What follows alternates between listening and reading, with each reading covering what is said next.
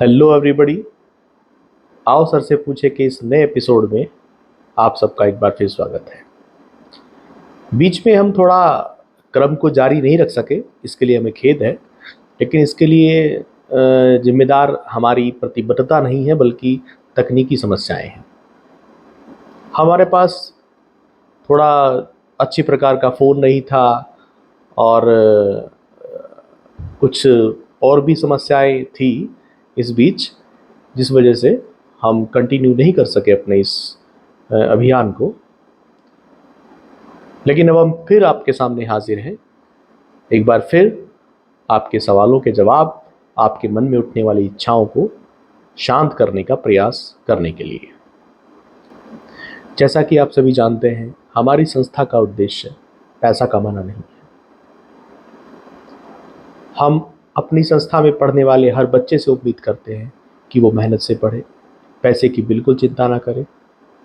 हम जो यहाँ पर डोनेशन लेते हैं वो बिल्कुल ऐच्छिक होती है, उसमें हम किसी को बाध्य नहीं करते हैं, लेकिन उसके साथ हम एक शर्त लगाते हैं। और वो शर्त ही हमारी सबसे बड़ी आप कह सकते हैं उसे फीस कह लीजिए, सबसे बड़ी ज़रूरत कह लीजिए, और वो है डिसिप्लिन, सिंसेरिटी। मतलब आपको पढ़ना होगा, आप मस्ती नहीं कर सकते यहाँ। आपको जो टाइम टेबल दिया जाएगा, आपको जो निर्देश दिए जाएंगे, उन निर्देशों को आपको पालन करना होगा। हमें दिखना चाहिए कि आप वास्तव में गंभीर बच्चे हैं।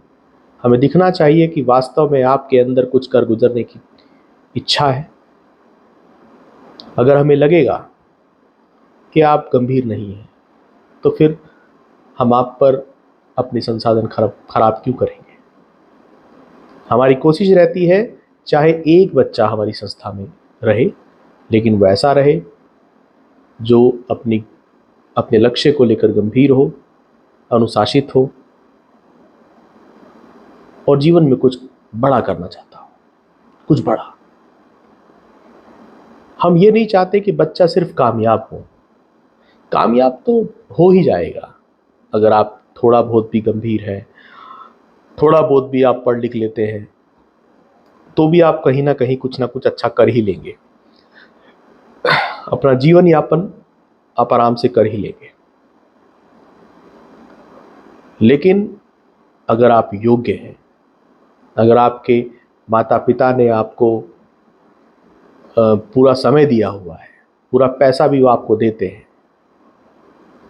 तो आपकी जिम्मेदारी बनती है कि आप कुछ बड़ा करें, कुछ ऐसा करें जिससे आपके माँ बाप को भी, हमें भी और पूरे समाज को आप पर गर्व हो।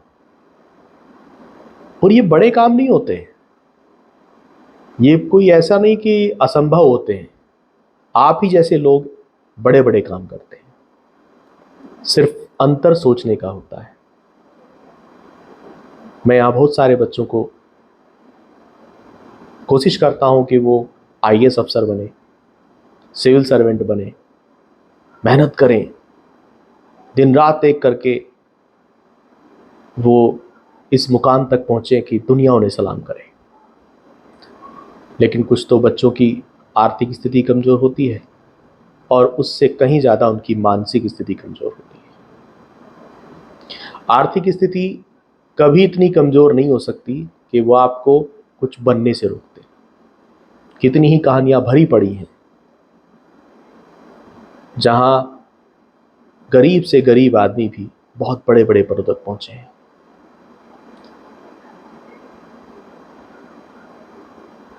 अगर आप चाहें तो आप कुछ भी कर सकते हैं। सबसे पहली चीज़ है आपका विश्वास, आपका खुद के काम पर विश्वास। खुद आप कुछ कर सकते हैं, ये विश्वास आपको होना चाहिए। दूसरा, आपको अपने गुरु पर विश्वास होना चाहिए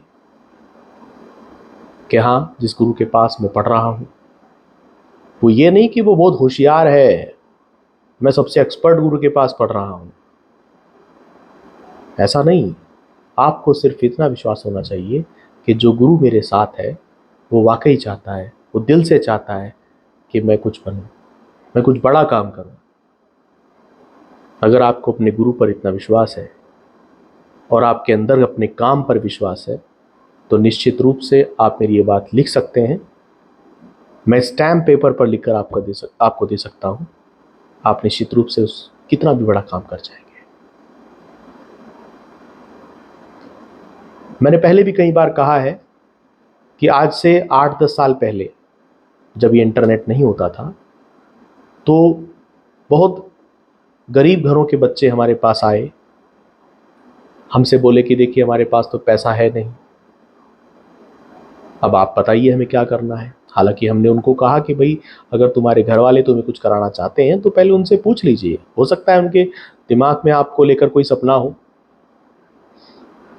मुझे तो बिल्कुल बेकार आदमी चाहिए, मुझे तो ये चाहिए कि ना जी ये तो लड़का मेरे लिए बेकार है, मुझे इससे कुछ नहीं कराना है, तब आप मेरे पास आना। तो ऐसा ही हुआ। ज़्यादातर उनमें लड़कियां थी, तो लड़कियों को तो कोई कुछ समझता ही नहीं था उस समय तक। तो आज से 8-10 साल पहले तक लड़की को तो यही था कि भाई 10वीं 12वीं BA करी और उसके बाद उनकी शादी कर देनी है। लेकिन वो लड़कियां 10वीं पास करने के बाद मेरे पास आई, फिर मैंने उनके साथ मेहनत की, उन्होंने भी बहुत मेहनत की। और वो लड़कियां सबसे पहले तो 12वीं में उन्होंने बहुत अच्छा परफॉर्मेंस किया। व्यक्तिगत परीक्षा अपने आप में उस समय एक बहुत जो है पत्थर की लीक से हटकर बात थी।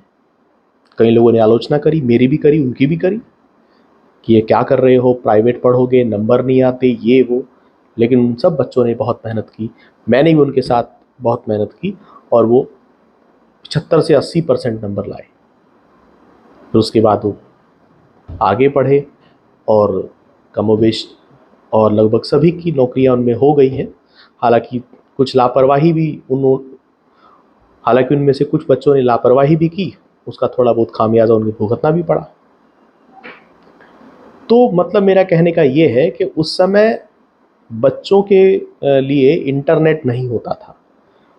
हमने ही जो उन्हें बताया कराया उसे ही वो मानते थे, करते थे और आगे बढ़ने का प्रयास करते थे। जैसे जैसे डायरेक्शंस जो है कई दिशाओं में बढ़ जाती है तो बच्चा उलझ जाता है। आज यही हो रहा है। इसलिए बच्चे जब हमारे पास आते हैं तो वो कोरा कागज़ होते हैं, उन्हें जोड़ घटा के सवाल भी नहीं आते हैं, उनकी बहुत ही बेसिक्स प्रॉब्लम्स होती हैं। अब वो तो इंटरनेट पे मिलती नहीं। तो बच्चा उस हालत में हमारे पास आता है, हम उसे साल 2 साल में मेहनत करके ठीक करते हैं, उसे जीरो से पढ़ाते हैं और फिर वो बच्चा जब इतना समझदार हो जाता है कि फ़ोन चलाने लगता है, फ़ोन में चीज़ों को सर्च करने लगता है, तो फिर उसे लगता है कि बस अब मैं कर लूँगा अपना काम। चलो वो भी तुम्हारी सोच ठीक है। अगर तुम्हें लगता है कि तुम अब कर सकते हो तो चलो हम इतना ही कामयाब अपने आप को समझ लेते हैं कि भी चलो हमारे पास एक बच्चा कोरा कागज़ आया था और हमने उसे इस लेवल पे ले आए कि अब वो अपने आप काम कर सकता है।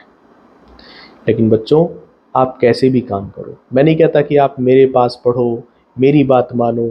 आप चाहे मेरी बात मानो, चाहे अपने हिसाब से काम करो, लेकिन कुछ ऐसा काम करो जिससे हमारी ये मुहिम आने वाली पीढ़ियों के लिए एक मिसाल बने। आपके घर परिवार में भी इतना इतनी संपन्नता आ जाए कि उन्हें आगे कोई दिक्कत ना हो। क्योंकि आप सब एक बहुत ही मिडिल क्लास में भी बहुत ही लोअर क्लास की फैमिली से बिलोंग करते हैं। कोई मज़दूर का बच्चा है, कोई किसान का बच्चा है, कोई 20-30 हज़ार रुपये कमाने वाले का बच्चा है।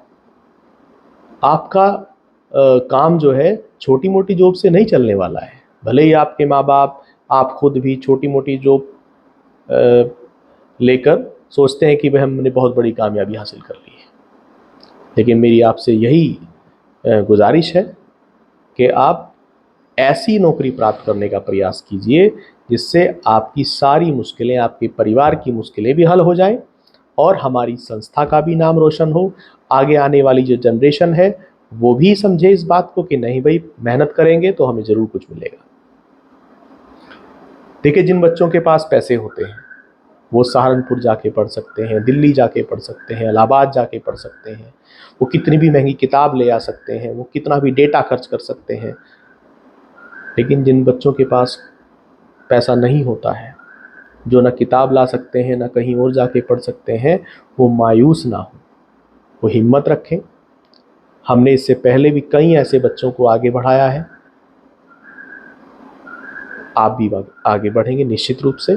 आप ये मत सोचें कि कभी भी आप आर्थिक कमजोरी की वजह से पीछे रह सकते हैं। आप सिर्फ अपने काम में विश्वास रखिए, अपने संसाधनों में विश्वास रखिए और अपने गुरुजनों में विश्वास रखिए। आप एक अच्छे आचरण में विश्वास रखिए। आप मेहनत कीजिए, गंभीरता से पढ़िए और पॉजिटिव रहिए, सकारात्मक रहिए, तो निश्चित रूप से आप कामयाब होंगे। इन्हीं शब्दों के साथ फिलहाल हम इस वीडियो को यहीं समाप्त करते हैं।